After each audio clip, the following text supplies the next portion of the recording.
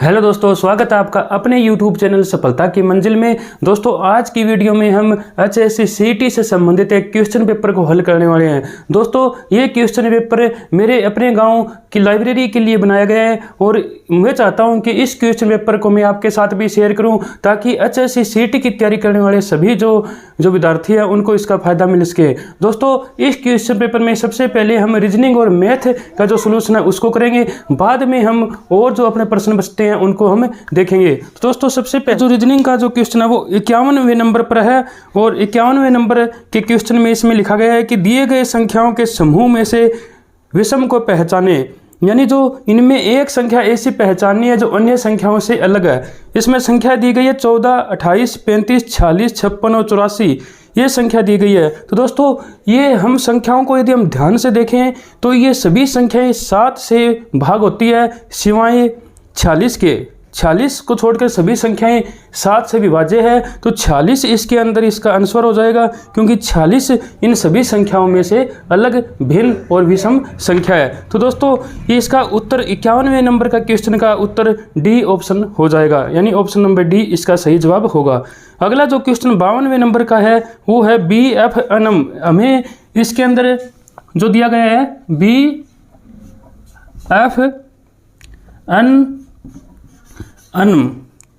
और इसको हम इसमें इस प्रकार से इसमें दिखाया गया है EIQP और इसमें एक संख्या यहाँ पर और दी गई है और इसमें हमें पूछा है कि इसका क्या आएगा। जैसे इसमें लिखा है RBGJ, इस संख्या का क्या आएगा ये हमें यहाँ पर निकालना है कि इस संख्या का यहाँ पर क्या लिखेंगे।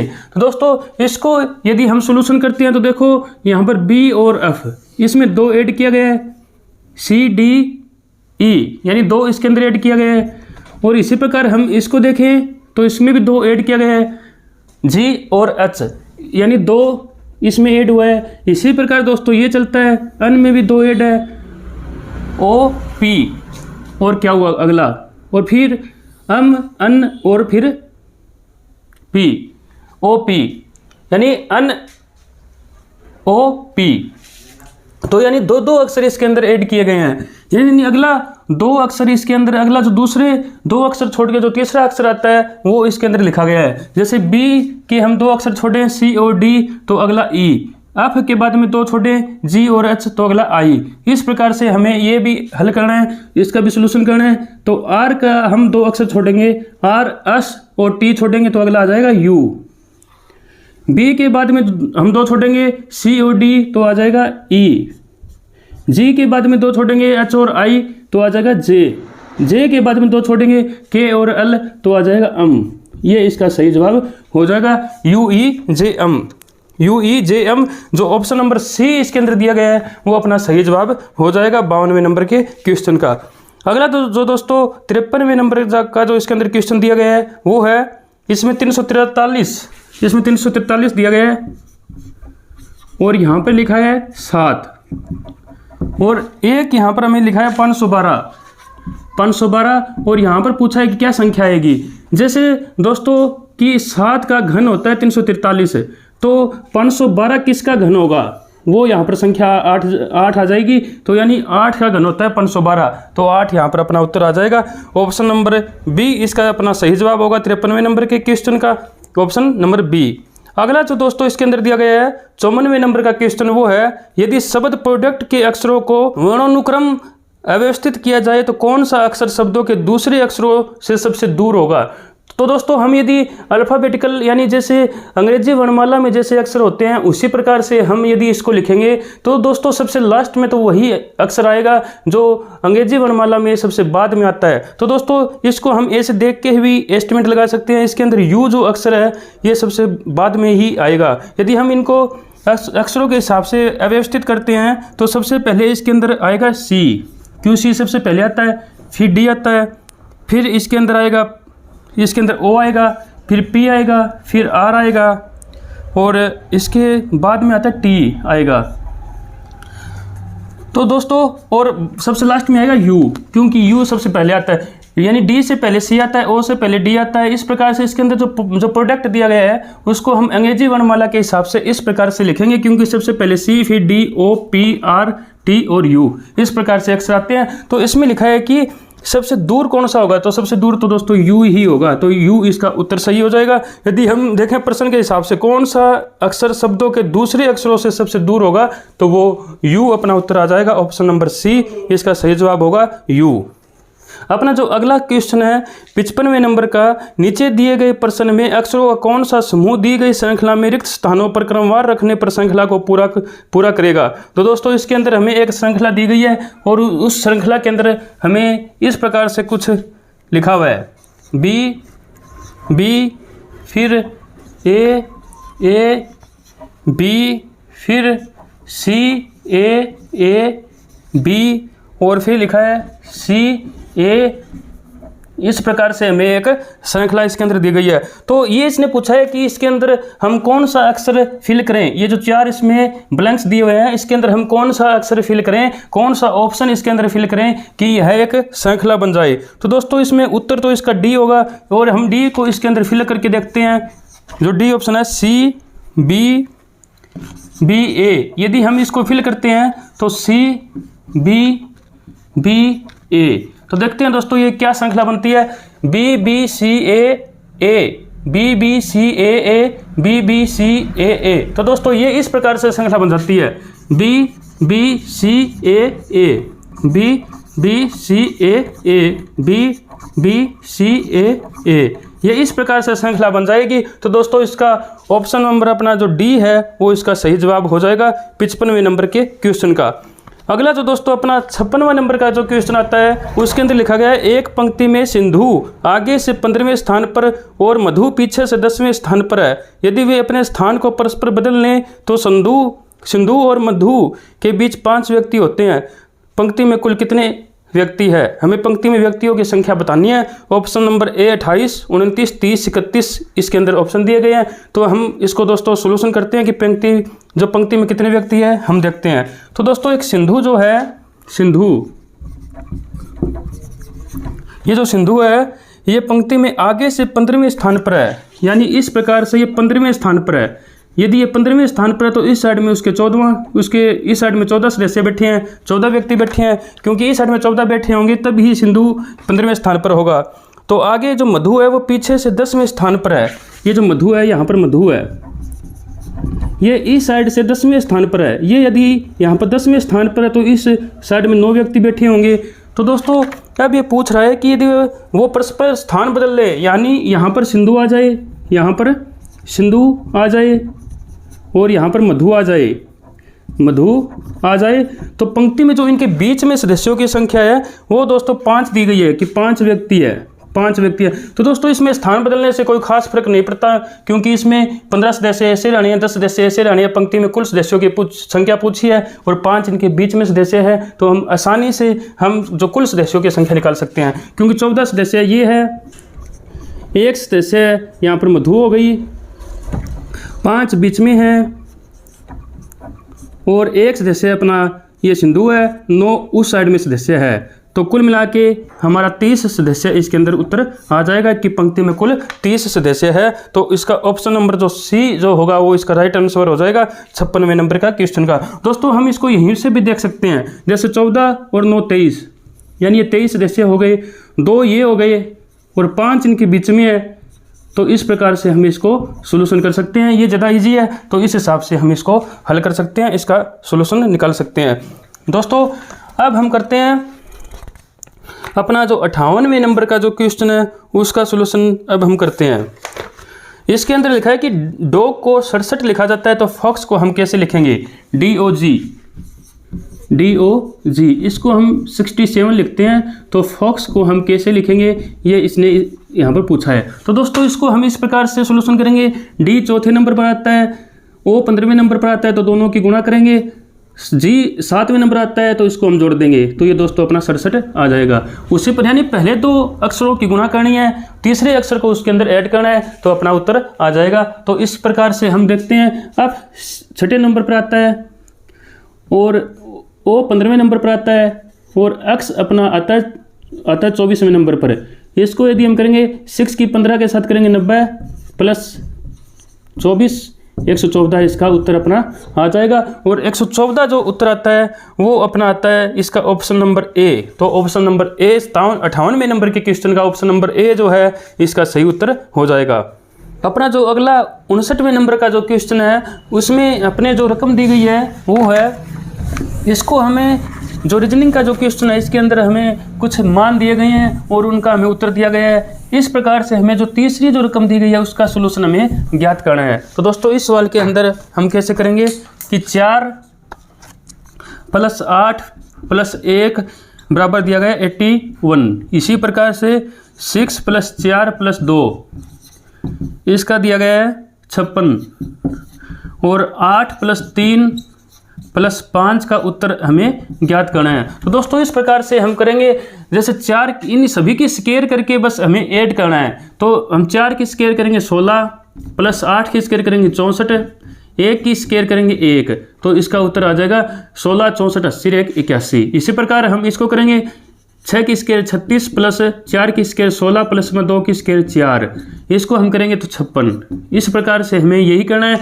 8 की स्क्वायर 64 प्लस 3 की स्क्वायर 9 प्लस 5 की स्क्वायर 25, इसका उत्तर आ जाएगा 98।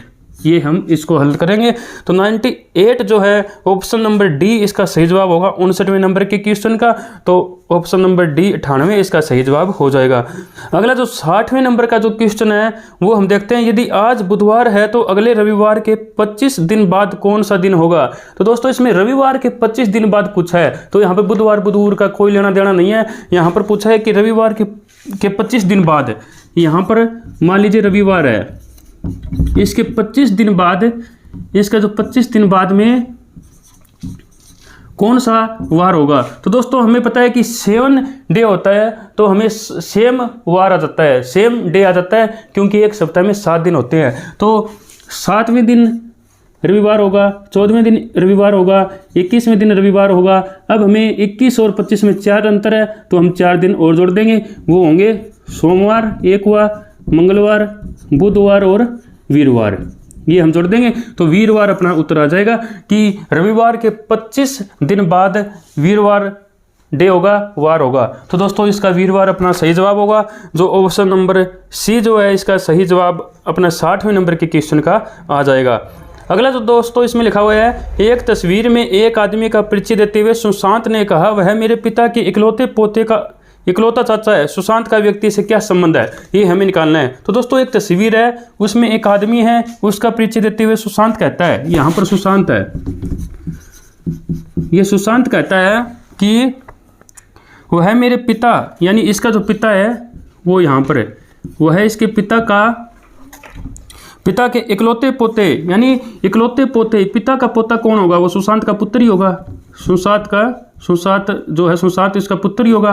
तो दोस्तों जो इस सुशांत का पिता है उसका जो पोता होगा वो सुशांत का पुत्र ही होगा, क्योंकि इसमें लिखा हुआ है इकलौता पोता का चाचा है, का इकलौता चाचा है, तो यानी इसका चाचा है, इसका चाचा है यहाँ पर। इसका चाचा कौन होगा, यानी जो सुशांत का भाई होगा, जो सुशांत का भाई होगा वही इसके पुत्र का चाचा होगा। तो अब इसने पूछा है कि सुशांत का व्यक्ति से क्या संबंध है, यहाँ पर वो व्यक्ति है, सुशांत का इससे क्या संबंध है, भाई, यानी यहाँ पर भाई इसका सही जवाब हो जाएगा। यानी इसमें लिखा है कि सुशांत के पिता का पुत्र, यानी पोता इसका पुत्र हो गया, तो इसके चाचा है, ये चाचा कौन होगा, सुशांत का भाई होगा, तो इसका भाई सही उत्तर हो जाएगा। और ऑप्शन नंबर जो बी है वो इसका सही जवाब होगा। अगला जो इसमें पूछा है 62वें नंबर का क्वेश्चन, श्रृंखला का अगला पद ज्ञात करो। तो हमें श्रृंखला का अगला पद ज्ञात करना है, और वो इसमें श्रृंखला दी गई है कि 5I 7J 11L 17O, ये हमें संख्या दी गई है, और हमें इसका अगला पद जो है वो हमें ज्ञात करना है। तो दोस्तों इसको हम ऐसे भी ज्ञात कर सकते हैं, इसमें 2 ऐड हुए हैं, इसमें 4 हुए हैं, इसमें 6 हुए हैं, अगले 8 ऐड होंगे तो 25 आएगा पहले। तो फिर IJ अगला अक्षर है, KL एक छुट्टा है, MNO 2 छुट्टे हैं, अब 3 छुट जाएंगे, OPQR छुट जाएगा, तो यहाँ पर अस आ जाएगा। तो यहाँ पर 25S इसका सही जवाब होगा, यानी ऑप्शन नंबर ए जो है 25S इसका सही उत्तर अपना 62वें नंबर के क्वेश्चन का आ जाएगा। अगला जो दोस्तों 53 जो इसमें 63वें नंबर का क्वेश्चन है वो है मछली जैसे जल से संबंधित है वैसे ही चिड़िया किससे संबंधित है। तो दोस्तों मछली जो होती है वो जल में तैरती है, वैसे ही चिड़िया आकाश में उड़ती है, तो इसका संबंध ऑप्शन नंबर ए हो जाएगा आकाश। अगला जो 64वें नंबर का क्वेश्चन है उसमें लिखा गया है सुमा उमा से छोटी है। तो दोस्तों ऐसे क्वेश्चन में जैसे हमें क्वेश्चन दिया गया है उसके हिसाब से ही हमें चलना होता है, तो दोस्तों हमें इस हिसाब से ही चलेंगे। तो इसमें लिखा है कि सुमा उमा से छोटी है, यहाँ पर उमा है और ये सुमा है। हमेशा कुछ गैप रखना चाहिए ऐसे क्वेश्चनों में, क्योंकि बीच में जो बीच है बीच में भी कोई व्यक्ति आ सकता है। सुमा, ये सुमा जो है ये उमा से छोटी है, यानी उमा बड़ी होगी। अब नेहा सुमा से लंबी है, नेहा जो है ये सुमा से लंबी है, तो हम इसको लंबी कर देते हैं। यहाँ पर इसको ये लंबी होगी, लंबी को ऊपर और छोटी को नीचे। सुधा उमा से लंबी है, सुधा ये उमा से लंबी है, तो सुधा यहाँ पर आ जाएगी क्योंकि उमा से लंबी है। लेकिन हेमा से छोटी है, हेमा से छोटी है, ये हेमा मतलब इसकी क्या बड़ी है। तो इस प्रकार से हमें हल करेंगे इसको। और इसने पूछा है कि इसमें सबसे लंबा कौन है, तो सबसे लंबा इसमें दोस्तों हेमा आ गया, तो हेमा इसका उत्तर हो जाएगा option number B. Option number B जो है वो इसका सही जवाब होगा 64वें नंबर के क्वेश्चन का। तो दोस्तों इस प्रकार से हम हल कर देंगे। अब हम इसको देखते हैं। तो पहले लिखा है सुमा उमा से छोटी है, सुमा जो है वो उमा से छोटी है, तो इसमें छोटी है। नेहा सुमा से लंबी है, नेहा जो है वो सुमा से लंबी है, तो हमने लंबी कर दी। सुधा उमा से लंबी है, सुधा जो है ये उमा से लंबी है, तो हमने इसको लंबी कर दी। लेकिन हेमा से छोटी है, इससे छोटी है, तो हमने इसको छोटा किया और इसको हमने बड़ा कर दिया। तो सबसे बड़ा कौन है इसके अंदर, सबसे लंबा कौन है, हेमा, तो हेमा इसका सही उत्तर हो जाएगा। अगला जो 65वें नंबर का जो क्वेश्चन है उसमें लिखा है कि भिन्न को छांटना है, यानी जो हमें 3 इसके अंदर 4 इसके अंदर शब्द दिए गए हैं उनमें से सबसे अलग क्या है, हिंदी, उर्दू, फ्रेंच, गुरुमुखी। तो दोस्तों हमें देखने से पता चल रहा है जो शुरुआत वाले जो 3 हैं वो भाषाएं हैं। गुरुमुखी पंजाबी भाषा की लिपि है, तो यहाँ पर एक लिपि है, 3 भाषाएं हैं, तो सबसे अलग कौन हुआ, लिपि। तो लिपि जो गुरुमुखी है इसका सही उत्तर हो जाएगा ऑप्शन नंबर डी, इसका सही जवाब होगा। तो 65वें नंबर का क्वेश्चन का सही जवाब ऑप्शन नंबर डी। तो दोस्तों हमने सभी जो रीजनिंग के इस क्वेश्चन पेपर के अंदर जो 15 क्वेश्चन थे वो हमने कर दिए हैं। अब दोस्तों इसके अंदर 15 जो मैथ के क्वेश्चन दिए गए हैं, अब हम उनका सोल्यूशन करेंगे और उसके बाद में दोस्तों हम देखते हैं कि बाकी बचे हुए जो क्वेश्चन है उनका भी सोल्यूशन हम करेंगे। लेकिन यदि हम उनका सोल्यूशन न भी करें, क्योंकि उसके अंदर ज़्यादातर जीके का प्रश्न है, वीडियो बहुत लंबी हो जाएगी, तो हम यही कोशिश करते हैं कि हम रीजनिंग और मैथ का जो पूरा कंप्लीट जो सोल्यूशन मैं आपको दूं और बाकी जो क्वेश्चन पेपर है वो मैं आपके साथ शेयर कर दूंगा। तो दोस्तों इसके अंदर जो मैथ का जो क्वेश्चन स्टार्ट होता है वो 66वें नंबर के क्वेश्चन से होता है। अब हम 66वें नंबर का क्वेश्चन देखेंगे। और दोस्तों अभी जो वीडियो बहुत लंबी हो जाएगी, इस वजह से मुझको लगता है कि आज हमें मैथ और जो रीजनिंग का ही सोल्यूशन करना चाहिए। बाकी जो सोल्यूशन बचता है जब हम अगली बार टेस्ट लेंगे जो अपनी लाइब्रेरी के अंदर, तब हम उसका पूरा सोल्यूशन देने की हम पूरी कोशिश करेंगे। जो इसमें जो 66वें नंबर का जो प्रश्न आता है, क्वेश्चन आता है, वो है कि 5 अंकों की बड़ी से बड़ी संख्या 4 अंकों की छोटी से छोटी संख्या का गुणनफल क्या होगा। तो दोस्तों 5 अंकों की बड़ी से बड़ी संख्या क्या होती है, 5 बार 9 हम लिख देंगे। ये 5 अंकों की सबसे बड़ी से बड़ी संख्या आ जाएगी। सबसे छोटी संख्या 4 अंकों की, 4 अंकों की सबसे छोटी संख्या 1 1 और बाद में हम 0 लगा देंगे। ये 4 अंकों की सबसे छोटी संख्या होगी। दोनों का हमें गुणनफल पूछा है। जब हमें सबसे बड़ी संख्या पूछा जाए तो हम उतने ही बार 9 लिख देते हैं। जब हमें छोटी संख्या पूछी जाए तो शुरू में 1 लिख देते हैं, बाद में जितने भी अंक बचते हैं वहाँ पर हम 0 डाल देते हैं। तो इस प्रकार से हमने सबसे छोटी और सबसे बड़ी संख्या निकाल ली। अब इनका गुणनफल हम ज्ञात करेंगे। तो इसका गुणनफल ज्ञात करने के लिए हम यहाँ पर 3 0 है, तो हम यहाँ पर इसके 3 0 लगा देंगे, तो वो अपना सही उत्तर आ जाएगा। ये अपना सही उत्तर इसका आ जाएगा। ऑप्शन नंबर ए जो है वही इसका सही उत्तर होगा। 67वें नंबर का जो क्वेश्चन है उसमें लिखा है कि यदि 5 दर्जन केलों का मूल्य 9 रुपये हो तो 20 केलों का मूल्य क्या होगा।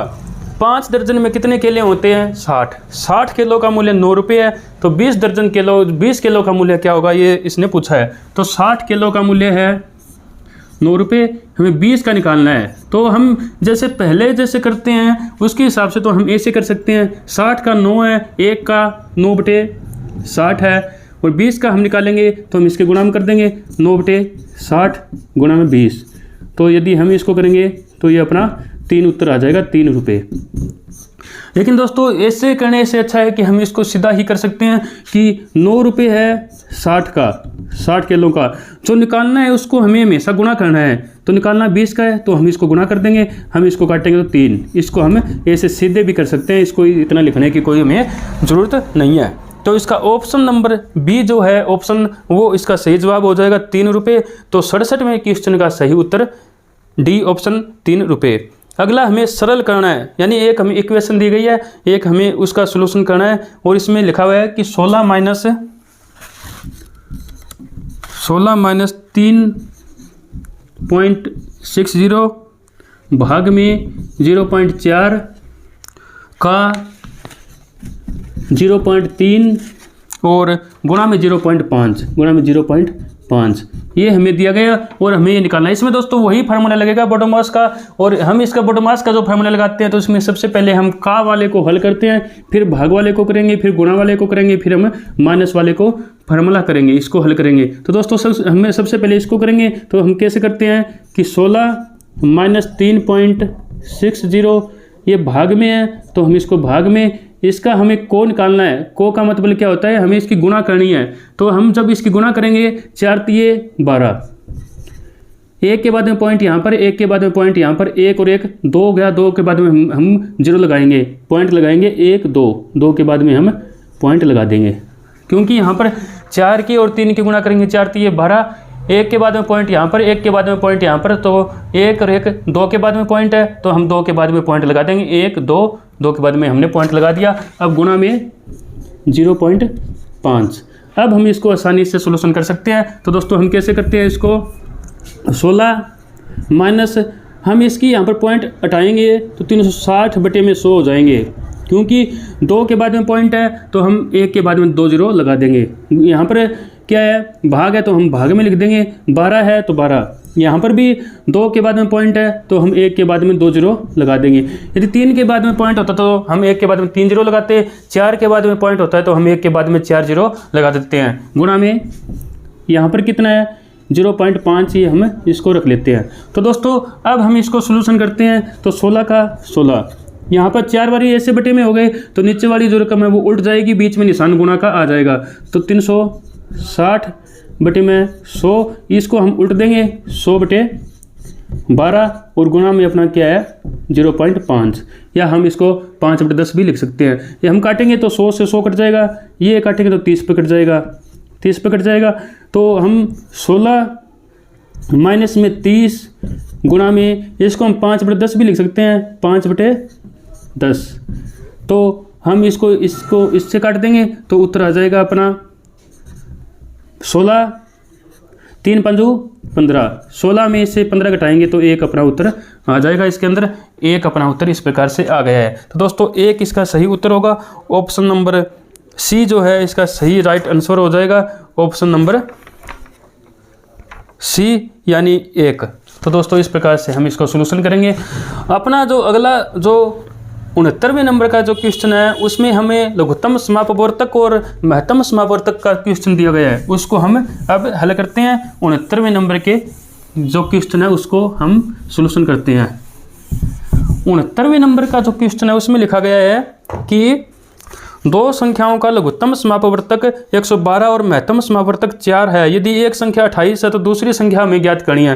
तो दोस्तों इसको ज्ञात करने का देखो हमें पता होता है कि जो दो संख्या दी गई है उनका लघुत्तम समापवर्तक और जो महत्तम समापवर्तक होता है उनकी गुणा, और दोनों संख्याओं की गुणा, दोनों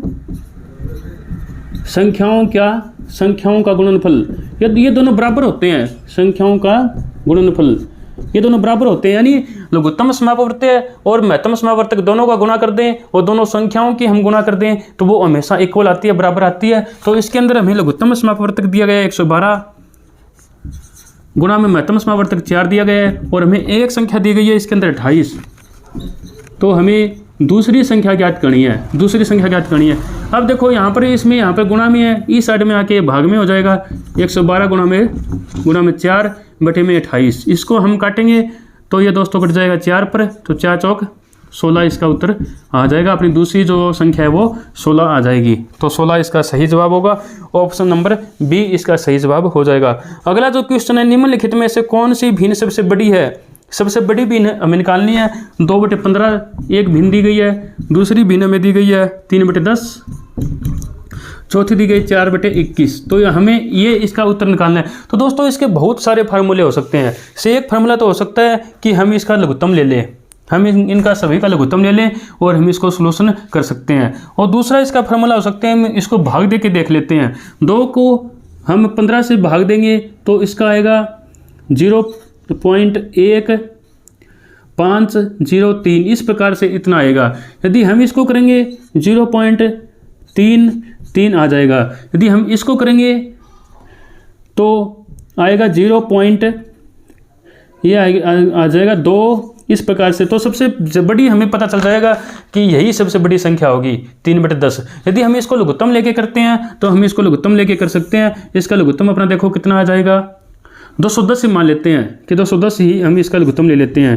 210 ही हम इसका लघुत्तम लेंगे, क्योंकि लघुत्तम वह संख्या होती है जो इन सभी से भाग हो जाए, इन सभी से भाग हो जाए। यदि यहाँ पर हम 0 लगाएंगे तो ये सभी से भाग हो जाएगी। 210 हम ये निकाल लेते हैं। तो इसको हम 210 नीचे वाले को नीचे वाले से भाग देना है, इसको भाग देना है। तो भाग देंगे तो कितना आएगा, 150, 14 आएगा। 14 की और 2 की गुणा करेंगे तो 28 आ जाएगा। बाद में हमें दूसरी संख्या दी गई है तो उसका आ जाएगा 21 या 63, और उसका हम करेंगे तो वो आ जाएगा 40। तो ये 28/210, ये आई 63/210, ये आया 40/210। तो सबसे बड़ा कौन सा हुआ, 63/210। तो 63/210 यानी 3/10 संख्या है वो इसमें सबसे बड़ी हो जाएगी। ऑप्शन नंबर जो बी है वो इसका सही जवाब हो जाएगा इस क्वेश्चन के अंदर। अगला जो दोस्तों अपना क्वेश्चन आता है वो 71वें नंबर का क्वेश्चन आता है, और उसमें लिखा गया है कि ये आय से संबंधित क्वेश्चन है, आय से संबंधित क्वेश्चन है जिसका हमें सोल्यूशन करना है।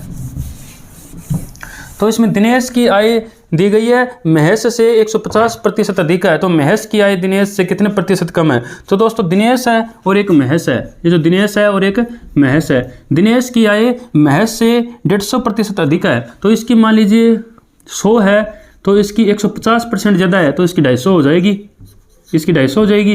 क्योंकि 150% हम निकालेंगे 100 का 150%, तो यानी 150 अधिक आ गई, 150 अधिक आ गई, यानी 100 तो इसकी है, 150 इसकी अधिक है। तो 250 रुपये डी की जो दिनेश है उसकी आय आ जाएगी। क्योंकि 100 तो महेश की है, 150 इसकी अधिक है, तो इसकी 250 है, तभी तो 150 ज़्यादा होगी, 150 ज़्यादा होगी ना। तो इसकी 250 आ जाएगी, इसकी 100 आ जाएगी।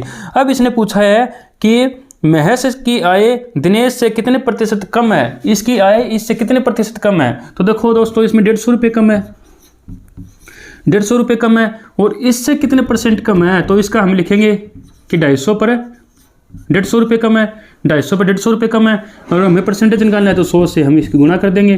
तो ये आ जाएगा 55 100, यानी 60% इसका उत्तर आ जाएगा, 60% इसका उत्तर आ जाएगा। क्योंकि हमने यहाँ पर 250 क्यों किया बटे में, क्योंकि हमें दिनेश पर निकालना है कि दिनेश पर महेश की आय कितने प्रतिशत कम है। तो 150 रुपये कम हुई, क्योंकि जो दिनेश है उसकी तो है 250 रुपये और महेश है उसकी 100 रुपये। तो जो महेश की आय 150 रुपये कम हुई, और हमें निकालना है दिनेश पर, तो हमने दिनेश का हमने इस पर बटे किया, परसेंटेज निकालना है तो हमने 100 से इस पर गुणा कर दिया। तो ये अपनी आ गई 60%, यानी 60%। ऑप्शन नंबर ए जो है वो इसका सही जवाब हो जाएगा। अगला जो 72वें नंबर का जो क्वेश्चन है उसमें लिखा गया है कि 35 लीटर मिश्रण में दूध और पानी का अनुपात 4:1 है। यदि इस मिश्रण में 7 लीटर पानी और मिला दिया जाए तो बताओ अब दूध और पानी का क्या अनुपात होगा। हमें एक क्वेश्चन निकालने के लिए हमें देखो 35 लीटर दूध दिया गया है, 35 लीटर दूध में दूध और पानी का अनुपात 4:1 है, 4:1। हम 4:1 में इसको तोड़ेंगे तो 4 1 5, 5 से इसको भाग देंगे 7 7 चौक 28, और ये अपना आ जाएगा 7 आ जाएगा।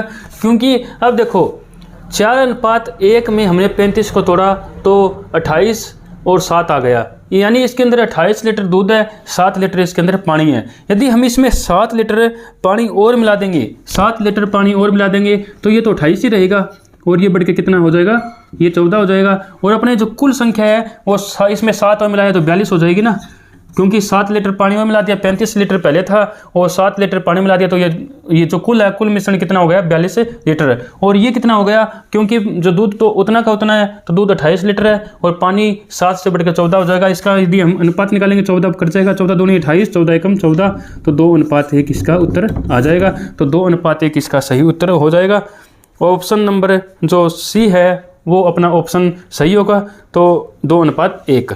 अगला जो अपना क्वेश्चन है वो है, किसी खेत में अक्षय 10 भेड़ें 3 सप्ताह के लिए और अजय 15 भेड़ें 4 सप्ताह के लिए चराता है। खेत में 60 रुपये के किराए को वह किस अनुपात में बांटेंगे। तो दोस्तों हमें ये निकालने के लिए देखते हैं कि अक्षय कितना चराता है। अक्षय चराता है 10 भेड़ है उसके पास, 3 सप्ताह के लिए चराता है। हम इसकी गुणा करते हैं तो 30 आ जाता है। अजय है वो, उसके पास 15 भेड़ है और 4 सप्ताह के लिए वो इसमें चलाता है, तो इसका 60 आ जाएगा। तो यदि हम इसका अनुपात निकालेंगे तो 1:2, तो जो 60 रुपये है वो 1:2 में ये बांट लेंगे। तो इस प्रकार से इसका 1:2 जो ऑप्शन नंबर ए जो है वो इसका सही जवाब होगा, 1:2। अब दोस्तों अगला जो क्वेश्चन है वो है, ए एक मोबाइल बी को 10% लाभ पर बेचता है और बी 5% लाभ पर सी को बेचता है। यदि सी ने यह मोबाइल 462 रुपये में खरीदा तो ए ने वह मोबाइल कितने रुपए में खरीदा था, ये हमें बताना है। तो दोस्तों इस क्वेश्चन को हम अच्छे से समझते हैं। तो सबसे पहले हम इसको साफ करते हैं। तो ये जो लाभ हानि से संबंधित प्रश्न है और इसको हमें सलूशन करना है। और ये क्वेश्चन नंबर अपना दिया हुआ है इसके अंदर 74वें नंबर का क्वेश्चन है। 74वें नंबर का क्वेश्चन है, इसमें 3 व्यक्ति है, ए, बी और सी। अब दोस्तों ए ने एक मोबाइल बी को 10% लाभ पर बेचा, इसको 10% लाभ पर बेचा, और आगे लिखा है कि बी ने इसको 5% पर इसको बेच दिया, 5% लाभ पर इसको बेच दिया, और सी ने इसको खरीदा है 462 रुपये में, 462 रुपये में इसको खरीदा है। अब दोस्तों यहाँ पर इसके लिए मान लीजिए विक्रय मूल्य 100 रुपये है, तो इसको 110 यानी 10 रुपये % लाभ पर है, तो 100 का 10% 10 रुपये, 10% लाभ पर बेचेगा। 100 की चीज़ उसने 10% लाभ पर यानी इसको 110 में बेची। अब मान लीजिए इसके लिए इसका जो विक्रय मूल्य 100 रुपये है, मान लीजिए कि 100 रुपये है, तो ये 5% लाभ पर इसको बेचता है, तो ये 105 में इसको बेचेगा, क्योंकि इसकी 100 रुपये इसके लिए क्रय मूल्य है, 5% इसने लाभ लिया है, तो 100 पर 5% 5 रुपये, तो ये 105 रुपये में सी को बेचा होगा इसने। तो ये मूल्य सी के लिए 105 रुपये है, यानी 105 रुपये है, क्योंकि हमें बी को निकालना है, फिर हमें ए का निकालना है, क्योंकि हमने क्वेश्चन में यही पूछा है कि ए ने वह मोबाइल कितने रुपए में खरीदा था, तो ए का हमें क्रय मूल्य निकालना है, ए का हमें क्रय मूल्य निकालना है। तो दोस्तों ये बी को बेचता है 110 रुपये में, यदि हम 100 रुपये क्रय मूल्य मानते हैं तो बी को बेचता है 110 रुपये में। हमें उल्टा चलना है, क्योंकि हमें सी की वैल्यू दी गई है कि सी ने उसको 462 रुपये में खरीदा है, तो हमें सी से हमें उल्टा चलना है। उल्टा चलेंगे तो दोस्तों बी की हम मानते हैं कि इसने 100 रुपये में खरीदा था, 100 रुपये में खरीदा था, सी को उसने 105 रुपये में बेचा है, क्योंकि 5% लाभ पर बेचा है, तो 105 रुपये में बेचा है। तो हमें 100 निकालना है, क्योंकि हमने इसकी 100 रुपये क्रय मूल्य माननी है, इसको बेच दिया इसने इसको 105 रुपये में, तो 105 रुपये में बेचा है। तो हमें अब 100 की वैल्यू निकालनी है, 100 की वैल्यू हम निकालेंगे तो ये कट जाएगा 5 पर, 21 5 105, ये 20। अब हम इसको 21 पे काटते हैं, 21 दूनी 42, 21 दूनी 42। अब हम इसको गुणा करते हैं, 440 रुपये आ जाएगा, यानी बी के लिए उसका जो क्रय मूल्य होगा वो 440 रुपये होगा। हमें ए के लिए निकालना है। अब वही सेम प्रोसीजर हमें आगे फॉलो करना है। अब हमें मानते हैं कि इसने 110 रुपये में इसको बेचा है, क्योंकि 100 इसकी माने तो 10% लाभ है, तो इसको इसने 110 पर बेचा होगा, तो यानी इसकी वैल्यू यहाँ पर 110 हो जाती है। और हमें ए का क्रय मूल्य 100 रुपये मानना है, तो हमें 100 निकालना है, जो निकालना है उसको हमें गुणा करनी है। तो हम इसको काटेंगे तो ये 4 पकड़ जाएगा, तो 4 की 100 की गुणा करेंगे तो 400 रुपये इसका उत्तर आ जाएगा, 400 रुपये इसका उत्तर आ जाएगा। दोस्तों अब भी कोई यदि इस जो क्वेश्चन के अंदर कोई प्रॉब्लम है तो आप कमेंट के जरिए पूछ सकते हो, तो मैं पूरी कोशिश करूंगा कि कमेंट के माध्यम से आपका जो डाउट है वो मैं सोल्यूशन कर सकूं, उसका मैं समाधान कर सकूं। अगला जो हम देखते हैं कि विराट ने 160 किलोमीटर दूरी 64 किलोमीटर प्रति घंटा की गति से तय की तथा वह 80 किलोमीटर प्रति घंटा से वापस लौटा, उसकी औसत चाल ज्ञात करो।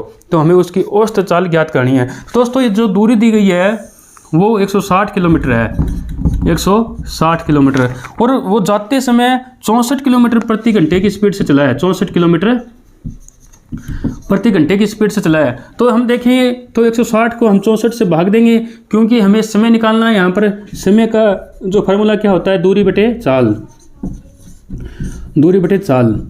यदि हम ये कर दें तो यहाँ पर जो समय लगा हुआ उसको यदि हम 160 को 64 से भाग देंगे तो ये कट जाएगा। हम सबसे पहले 16 पर काटेंगे, फिर हम 2 पर काटेंगे, 5/2, यानी यहाँ पर 2.5 घंटे आ गए।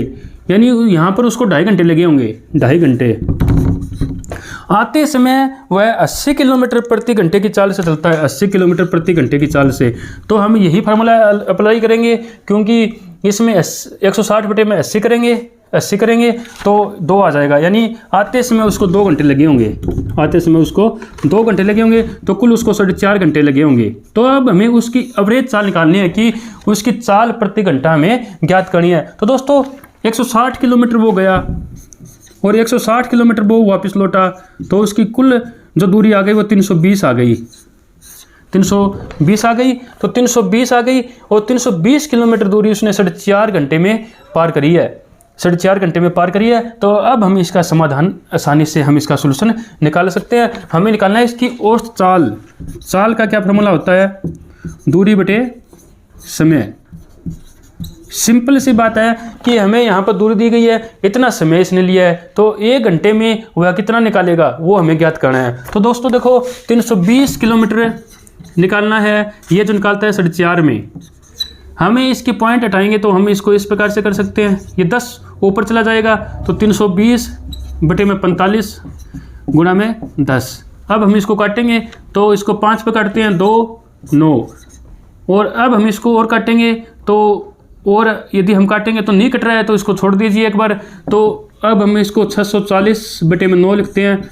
तो ये हम इसको इतना भी छोड़ सकते हैं, लेकिन हमें उत्तर में जो दिया गया है वो हमें दिया गया है जो भिन्न में दिया गया है, तो हम इसको भिन्न में बदल देंगे। 9 7 63, 1 0 उतारी 10, 9 एकम 9, 1/9, ये इसकी भिन्न चेंज हो जाएगी। 71 सही, 1/9 इसका उत्तर ऑप्शन नंबर बी जो है वो इसका सही जवाब हो जाएगा। दोस्तों अब अपना जो बचे हुए जो मैथ के क्वेश्चन है उनको हम देखते हैं। अपना जो 76वां नंबर का जो आगे क्वेश्चन आता है वो है 11 संख्याओं का औसत 30 है, प्रथम 6 संख्याओं का औसत 35 है और आखिरी 6 संख्याओं का औसत 28 है। तो छठी संख्या ज्ञात कीजिए। दोस्तों हमें यहाँ पर 11 संख्याएं दी गई है। हम इस प्रकार से इसको मानते हैं कि 11 संख्याएं हैं, एक संख्या से लेकर 11 तक की संख्याएं हैं, और इनका औसत हमें दिया हुआ है, इसमें 30 औसत दिया हुआ है।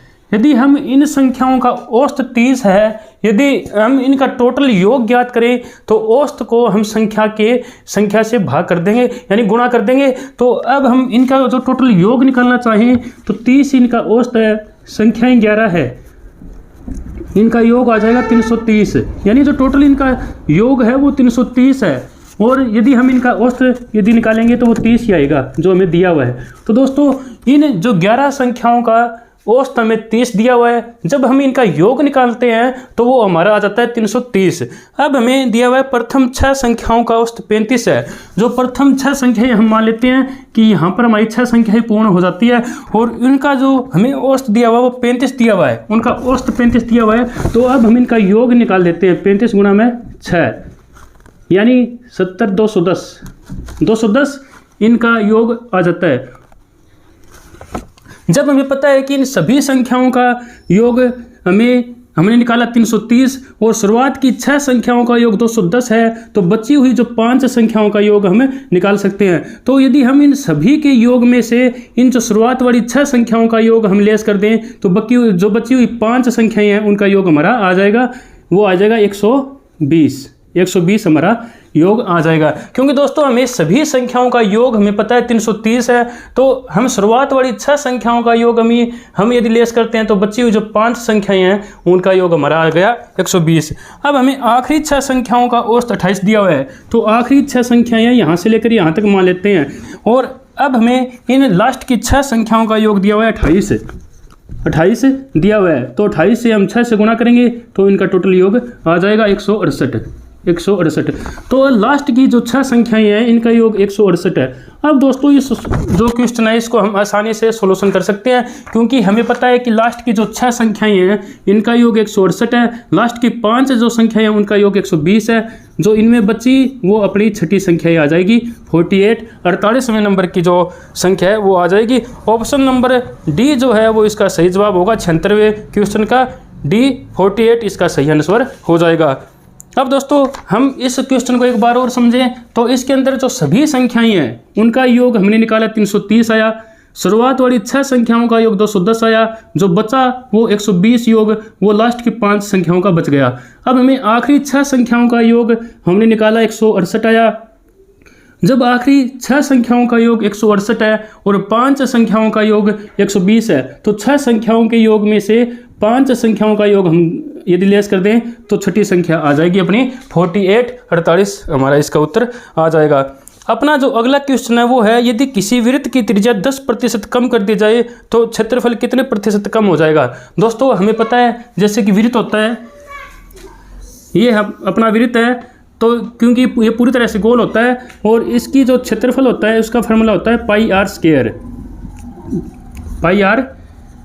अब हम इसको करते हैं, हमें पाई माननी है 22/7 लेकर चलनी है और आर हमें लेकर चलनी है। और आर ऐसे सवालों में है, ऐसे क्वेश्चन में आर हमें ऐसी माननी है कि वो 7 से पूरी तरह से कट जाए। यदि हम इसको 70 मान लें 70 तो 70 गुणा 70 आ जाएगी। और इसमें ऐसे भी लिखा है कि हम इसको 10% कम कर दें। यदि हम इसको 10% कम करेंगे तो ये 63 होगी, क्योंकि 7 इसमें कम होगी तो 63 हो जाएगी, वो भी 7 से सही कट जाएगी। तो हम इसको 70 मान लेते हैं। तो अब इसको काटेंगे तो ये 10 पे कट जाएगी, ये आएगी 22×7 154, 20 की 20 ये आ जाएगा। यदि अब हम इसके जो त्रिज्या है वो इसकी हम 10% कम करते हैं तो 22/7 गुणा 63 गुणा 63 ये हमारा 9 पे कट जाएगा। यदि अब हम इनकी हमें गुणा करनी होगी, गुणा करेंगे 22×9 198 की और हम अब 63 की गुणा करेंगे तो इसका अपना आएगा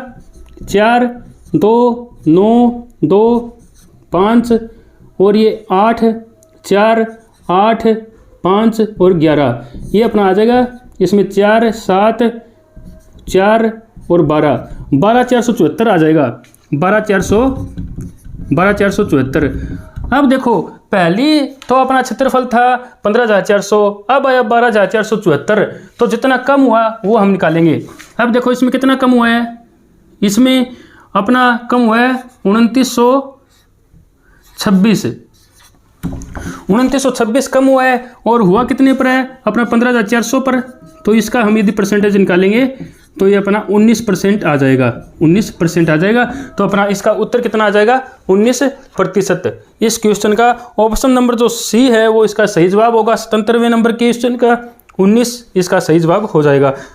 अपना जो अगला 78वें नंबर का जो क्वेश्चन है वो है दो संख्याओं का योग 184 है। यदि एक संख्या का 1/3 दूसरी संख्या के 7वें भाग से 8 अधिक है तो छोटी संख्या ज्ञात करें। तो दोस्तों इस प्रकार का हमें क्वेश्चन का हम सॉल्यूशन करने हैं कि हमें दो संख्याएं हैं, वो संख्याएं हमें पता नहीं है। जब हमें वो संख्याएं ही नहीं पता तो हम छोटी संख्या कैसे ज्ञात कर सकते हैं। तो दोस्तों इसके लिए हम छोटी संख्या और बड़ी संख्या दोनों हम मान लेंगे। जैसे एक हमने छोटी संख्या मानी x और दूसरी बड़ी संख्या हमने मान ली y, दूसरी संख्या हमने मान ली y, और इन दोनों संख्याओं का योग हमें दिया हुआ है 184, यानी योग मतलब जोड़ है, इनका जोड़ हमें दिया हुआ है 184।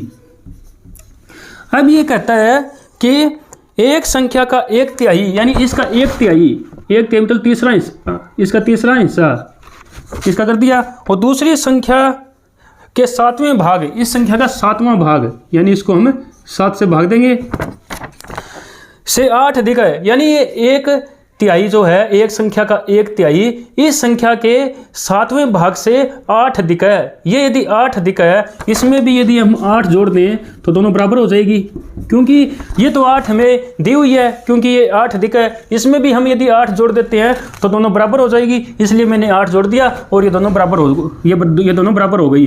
अब हम दोनों को हल करते हैं। देखो इसको x/3 और अब हम इसको सोल्व करते हैं। 7 इसका एलसीएम आ जाएगा, इसके बेटे में कुछ नहीं तो 1, y y प्लस में 56, क्योंकि नीचे वालों को नीचे वाले से भाग देना है, 7 को 1 से भाग देंगे, 7 जो आया है उसकी ऊपर वाले के साथ गुणा, 7 8 56।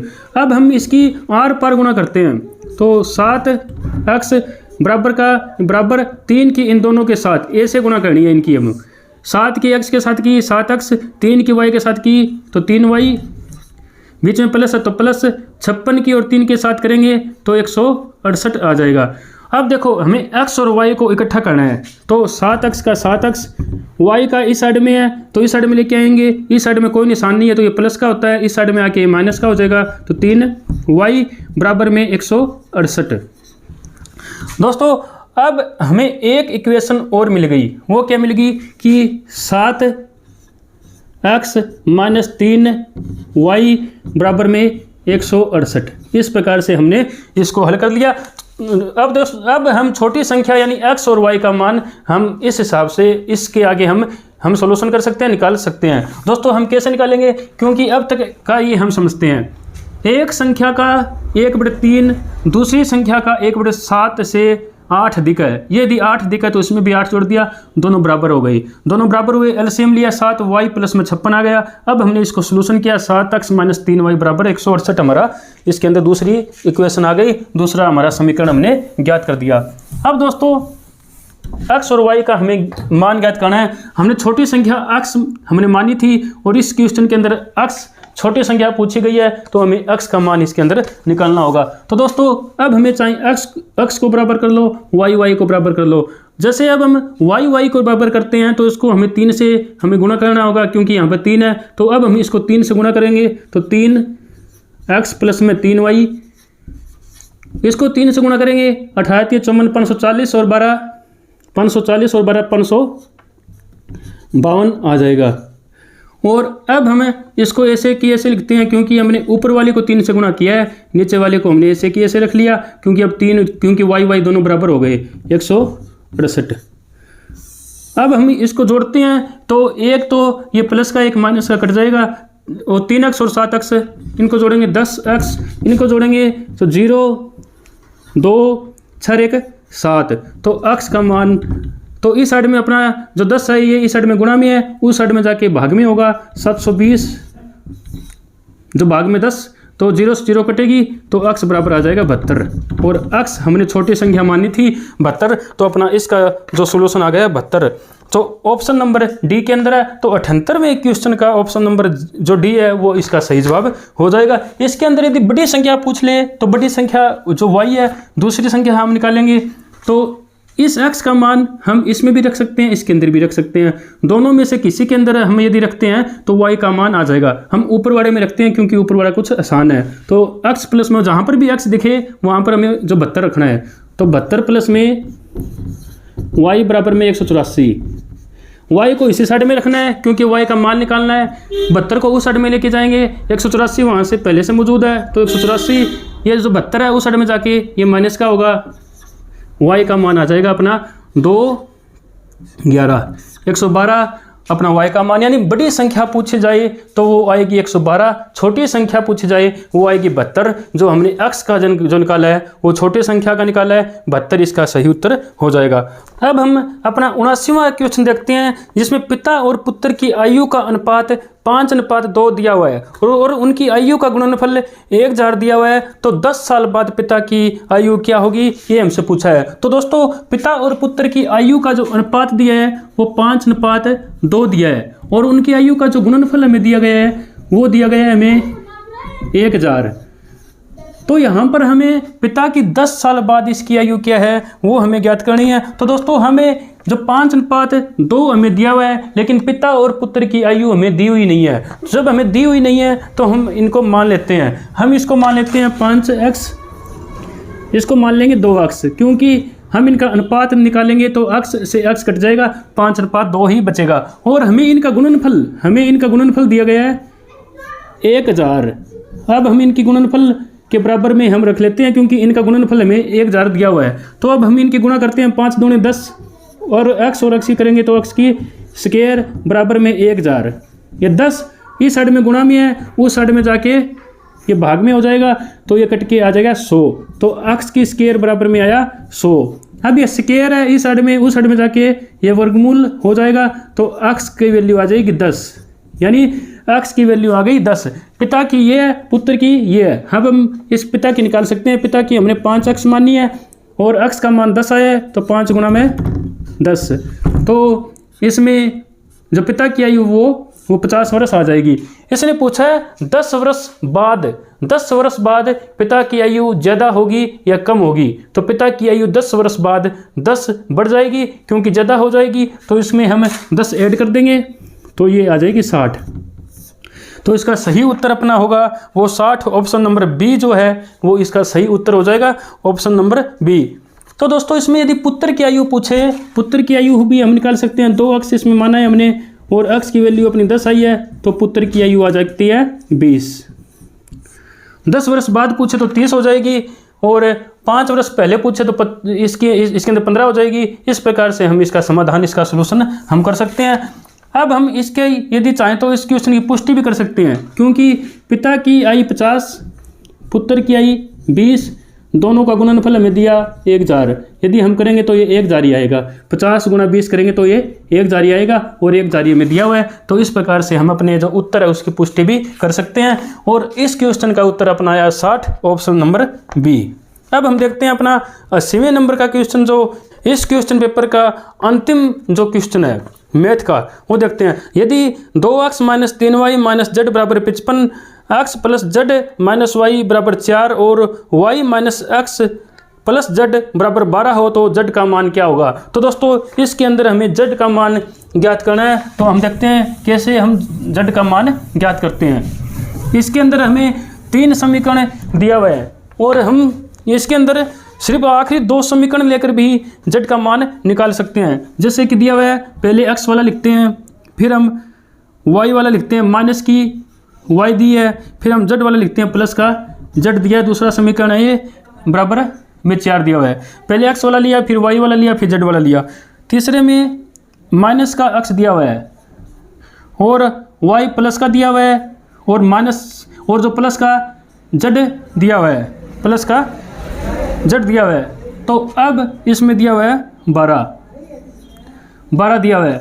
तो अब हम इसको हल करते हैं, तो एक x तो प्लस का एक माइनस का कट जाएगा, ये भी एक माइनस का एक प्लस का कट जाएगा, z और z 2z बराबर में आ जाएगी 12 और 4 16, z की वैल्यू आ जाएगी 16/2, तो z की वैल्यू आ जाएगी 8।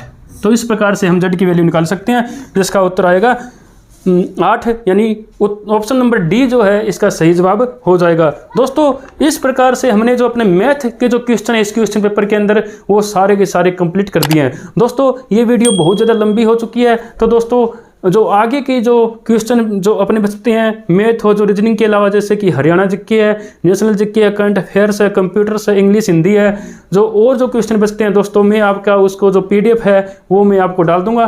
दोस्तों इस और जो वीडियो को और ज़्यादा लंबा नहीं करेंगे, आज के लिए हम केवल मैथ हो जो रीजनिंग है इन्हीं जो पोर्शन है उसी का सोल्यूशन करेंगे। तो दोस्तों मिलते हैं अगली वीडियो में।